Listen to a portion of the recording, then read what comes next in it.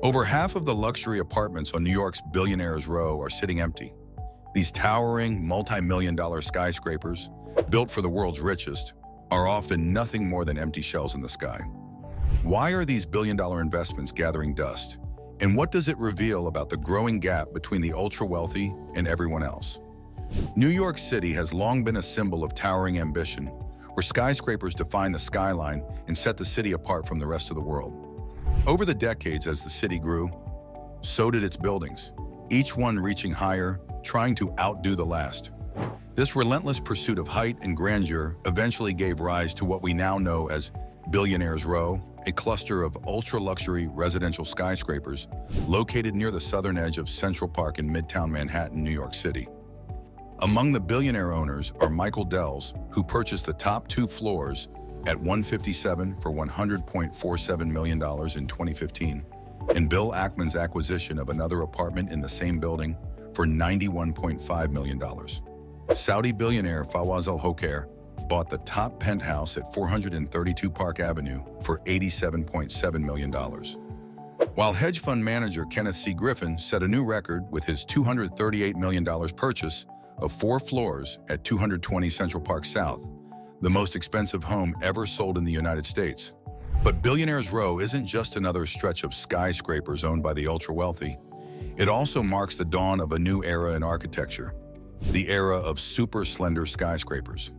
These buildings aren't only tall, they're incredibly narrow, pushing the boundaries of engineering. Each new tower on Billionaires Row wasn't just built to be the tallest, it was built to be the most prestigious, with sweeping views of Central Park that only the ultra-rich could afford. This cluster of buildings has redefined what it means to own luxury real estate in the heart of Manhattan.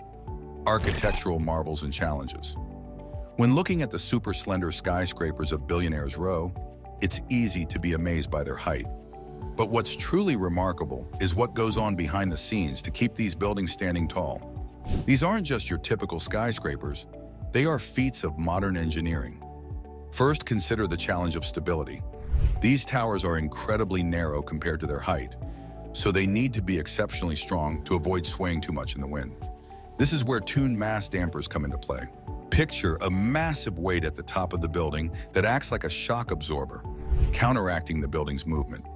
It's one of the key features that keeps everything steady when you're hundreds of meters above the ground.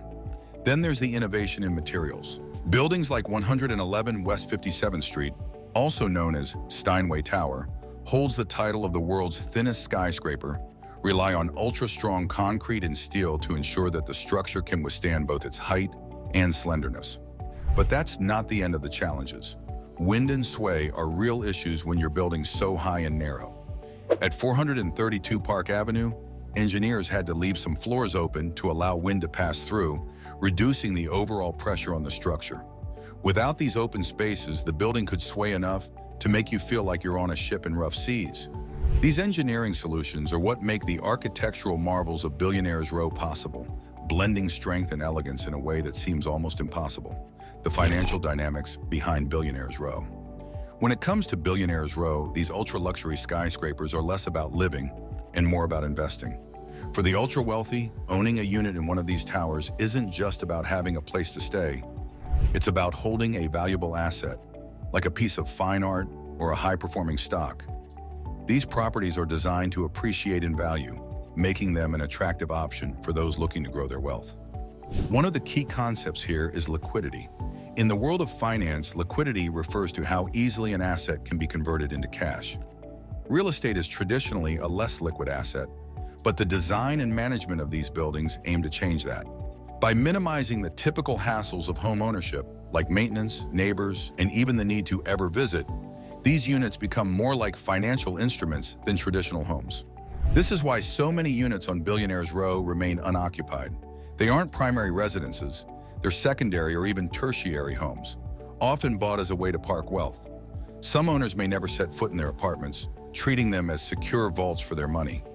This helps explain why these skyscrapers, towering above Manhattan, can feel so empty. They're filled with value, not people, standing as symbols of the financial strategies of the ultra-rich rather than bustling centers of urban life. Loopholes and zoning manipulations. Developers on Billionaires Row have become masters at navigating New York's complex zoning laws to push their skyscrapers to new heights. One of the main tools they use is incentive zoning.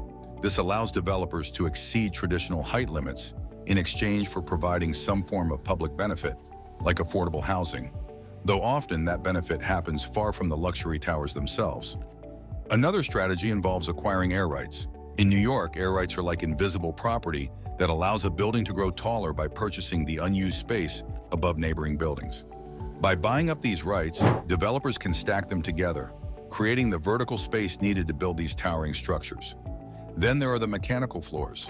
These are floors dedicated to housing the building's equipment, like heating and elevators. But here's the catch. They don't count towards the building's official height. So by adding several of these mechanical floors, developers can stretch their buildings even taller without technically breaking the rules. This clever use of zoning loopholes and air rights is how Billionaires Row has become home to some of the tallest and most controversial buildings in New York City. The impact on New York City.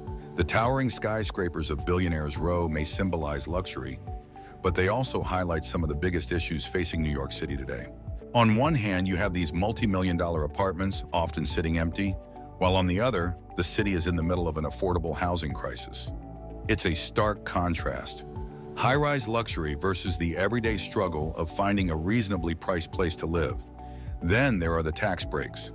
Buildings on Billionaires Row benefit from incentives like the 421A exemption, which was originally meant to encourage developers to build more housing.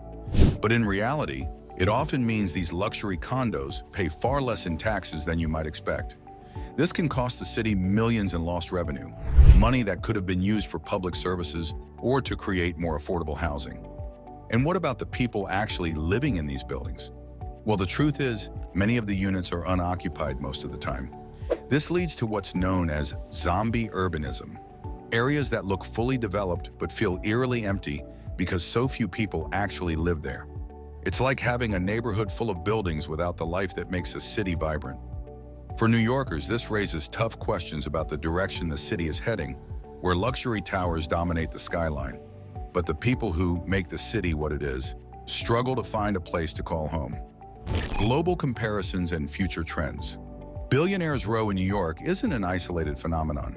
Cities like Paris, London, and Vancouver are facing similar situations, where luxury properties remain empty much of the time. In London's most expensive neighborhoods, you'll find streets that go dark at night because so many of the homes are second or third residences. Vancouver has seen tens of thousands of apartments sitting vacant, leading to concerns about housing availability and the character of the city's neighborhoods. Looking ahead, the future of luxury real estate like Billionaires Row is uncertain. On one hand, the demand for these ultra-luxury properties could continue to grow as global wealth concentrates in the hands of a few. But there's also a rising tide of public frustration and backlash. Economic shifts like changes in tax laws or a global recession could dampen the enthusiasm for these investments. There's also the possibility that governments might step in, imposing new regulations or taxes on vacant properties to address the growing inequality they represent. What happens next will likely depend on how cities balance the desire for economic growth with the need to create livable, inclusive communities. Public response and calls for reform. The rise of Billionaires Row has sparked a significant public outcry. Many people see these empty luxury towers as symbols of inequality, standing in stark contrast to the struggles of ordinary New Yorkers trying to find affordable housing. Protests have emerged, calling for reforms to address these imbalances. One of the most talked about proposals is the introduction of a vacancy tax, aimed at discouraging property owners from leaving units empty for extended periods. There are also discussions around changing zoning laws and revising tax breaks like the 421A exemption, which currently benefits these luxury developments. Some suggest that the city could use these funds to invest in affordable housing or public services. These proposed solutions reflect a growing awareness that the current system isn't working for everyone, and that meaningful change is needed to ensure that New York remains a city for all its residents, not just the wealthy few. Do you think these buildings are worth the impact they have on the city, or are they just symbols of excess? Drop your thoughts in the comments, and don't forget to like, share, subscribe, and hit the notification bell so you never miss an update.